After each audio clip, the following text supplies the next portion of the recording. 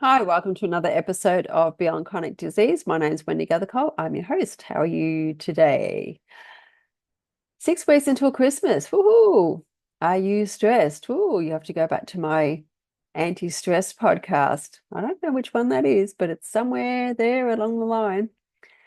Okay, so today I'm talking about butter and margarine and why I choose what I choose, so that you can have a different insight into the gimmicky side of margarine. And why do I call it the gimmicky side? Because there's a lot of margarines out there that claim to have a positive effect on our well-being. And so they may, to a degree. I don't understand how they can in the big picture, because if it's like having a health problem and like smoking. I'll just smoking and then taking an anti-smoking pill, but you still smoke.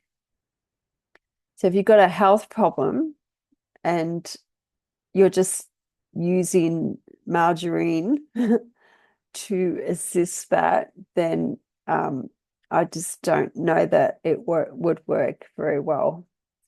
And also, that's the cost, the expense of it. I see there's so many margarines and butters on our supermarket shelves, and I just want to say, just go for the one that has the least amount of ingredients. And I don't do margarine at all. I do butter. If And I don't do much of it either, because you just, once you eliminate all processed food from your diet, you just can't, your body doesn't tolerate it. And it it really doesn't. And I can't stand margarine. I will not eat it. I never buy it, never eat it. Um, and like I said, I only eat butter. Now, if you've got a cholesterol problem, then I'm sure, it's got more to do with having a little bit of butter. Okay. So just really look into the whole gimmicky side of what you get told and what products are on the supermarket shelves that are marketed in a way that convince you that eating or choosing that product is going to increase your well-being. Okay, so what does increase your well-being are whole foods.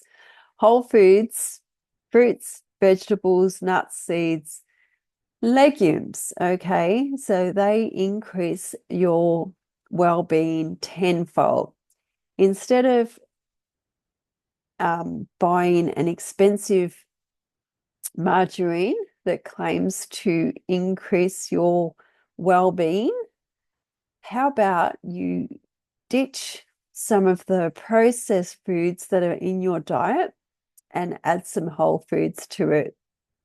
Okay, so I'm an advocate for that, and also an advocate for buying products with the least amount of ingredients. Look, I eat my fair share of junk food, I do, but I can only eat a certain amount before I have to stop. I just can't, and there's only certain stuff, there's only certain food that I will eat. I am very fussy when it comes to food, very, very fussy. And even some supermarkets, some fruits and vegetables, I'm very fussy with what I buy. Yeah, I am. I know I am. I drive people insane. So my thing with butter and margarine is that I know butter has three ingredients: cream, water, and salt, and margarine doesn't. That's that's the basic. That's simple, and I'm all about simple. I mean, can you even pronounce some of the ingredients on the side of the margarine? I know I can't. And do you know what they are? I know I don't. There is a great app. I've got it reference to it in my book, and also reference to looking at labels and ingredients lists on the packets of food that you choose, how to sort of decipher them. But the Chemical Maze app is a good little app, and there's probably lots of other ones out there nowadays that the Chemical Maze app, what I like about it is it has like a traffic light reference. So if there's a chemical in your food that is really toxic, which some I was going to say, but there's many that are quite toxic to humans, then it will come up with a little red frowny face. If it's sort of like it can create some toxicity, or it's not, it's not too bad, it'll be a little amber face. And if it's all good, if it doesn't seem to have any impact on our bodies, then it will be a little green face. So I, even through this system, I choose to only buy products with the limited number of ingredients and what they should have. Okay, so what I mean by should have is butter. It should only be cream. Realistically, yes, it's got salt and water in it. I mean, but the basic premise of butter is cream. Okay, you turn the cream, you get butter. Margarine, I don't know what is margarine, so I have no idea. I can't answer that. I know you weren't probably asking me, but I have no idea what even constitutes margarine, to be quite honest. If I am buying a bread, it should, really, it should just have flour, water, yeast, maybe. I don't know, something as simple as that. Have a look at your ingredients list, and I'm not talking about the nutrient label. I don't even look at the nutrient label. It's too confusing. We're into simple. The more stuff you're trying to, work out, how many proteins, how many fats, how much of all this I'm supposed to have, you get stressed out. You have to go back to my podcast again about stress. It's just too confusing. And that's like with this margarine. You look at all the margarines on the supermarket shelf, you'd be there for half an hour trying to find the one that's supposed to lower your cholesterol. Well, you can just have some whole foods and ditch the processed food, and there you go. Your cholesterol's done. So margarine, if you're having it, just be aware of what you're actually having. Okay, so have a look at the actual ingredients. Even just Google them, just get a bit of an idea on what they are. Like, I mean, there's so much conflict in information. Okay, so much conflict in information out there. But I know that an orange, like what's on my book, an orange is way better for filling and nutrient dense for your body than a bottle of orange juice that's been, had the oranges that they've been, all the juice has been sucked out of them with a heat, and they've gone to powder, and then they've added water and sugar and antioxidants and all this other stuff to it and put it on the supermarket shelf.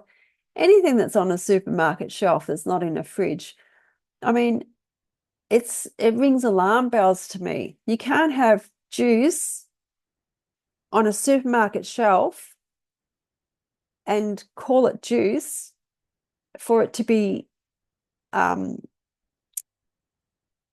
for it to impact positively on your body. Okay, if you're wanting to buy juice, look at the juice in the fridge department if you want to buy juice. And yes, it's very expensive because it's more real than what's in the aisle of the supermarket. I don't even go in that aisle.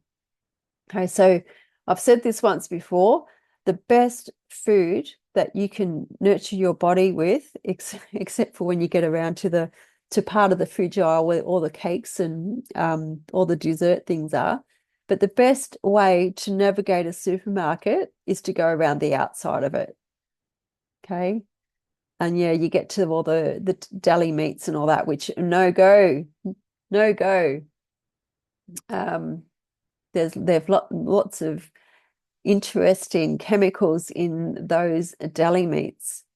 Anyway, getting back to it, I don't believe in using a product to assist a medical condition in your body, like from the supermarket, I'm talking. You're best off looking at what you're ingesting through your food and what your lifestyle is like. So like I said, having a lowering cholesterol margarine when your cholesterol's high and you're eating lots of processed foods, it doesn't gel in my world. So get some whole foods into you. And if you don't know what whole foods are, maybe you need to buy my book. Okay. It's very easy to access. It's in my Linktree link on this podcast. So anyway, enough about that. I just wanted to get on and a little bit talk a little bit about the margarine and how it's raising the cost of living for you all, when I believe there are other factors that you could be choosing, other things you could be choosing to assist your well-being. Okay, enough about that. I'll see you next week on another episode, whatever that will be. I haven't thought about that one yet. And hopefully this year you've been enjoying the week by week episodes. So, as I said at the start, 6 weeks until Christmas. Woohoo, looking forward to that. I'll be in my house. Okay, until next week, I'll see you then. Bye.